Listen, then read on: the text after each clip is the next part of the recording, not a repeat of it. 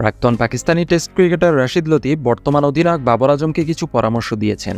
রশিদ লতিফ, যিনি নিজেও একজন উইকেটকিপার ব্যাটসম্যান ছিলেন, তিনি বাবর আজমকে পরামর্শ দিয়েছেন মোহাম্মদ রিজওয়ানকে দিয়ে উইকেট কিপিং করাতে।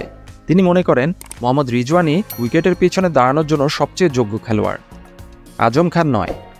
রশিদ লতিফ বলেন, পাকিস্তানের একটা বড় সমস্যা হচ্ছে আজম খানের উইকেট কিপিং।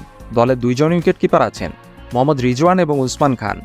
বাবর আজমের উচিত মোহাম্মদ রিজওয়ানকে দিয়ে উইকেট কিপিং করানো, কারণ সেই সবচেয়ে সিনিয়র। শেষ 4 বছর ধরেই মোহাম্মদ রিজওয়ান উইকেট কিপিং করছিলেন, কিন্তু হঠাৎ করেই তাকে বদলে দেওয়া হলো। রশিদ লতিফ আরও বলেন, পাকিস্তান তাদের কম্বিনেশন ঠিক করতে পারছে না, এটাই তাদের সবচেয়ে বড় সমস্যা। শুধু সাফল করাই নয়, খেলোয়াড়দের এখন ফ্লোটিং রোলে ব্যাট করতে পারা উচিত, কারণ আধুনিক টি-20তে খেলার সিচুয়েশন অনুযায়ী ব্যাটারদের যে কোনো পজিশনে ব্যাটিংয়ে নামতে পারা উচিত। প্রাক্তন অধিনায়ক রশিদ লতিফ মনে করেন, যে কোনো দলের অধিনায়কের উইকেট কিপারের পরামর্শ সবচেয়ে বেশি প্রয়োজন। তিনি বলেন, আমি এবং মঈন খান অনেক ম্যাচে উইকেট কিপিং করেছি। আমরা উইকেটের পেছন থেকে খেলা দেখতে পেতাম।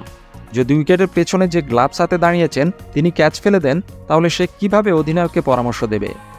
টিম ম্যানেজমেন্টের সমালোচনা করেছেন রশিদ লতিফ। তিনি ওপেনিং পেয়ার চেঞ্জ করা, স্পিনারদের চেঞ্জ করা, উইকেট কিপার চেঞ্জ করা এসব বিষয়ের কড়া সমালোচনা করেছেন।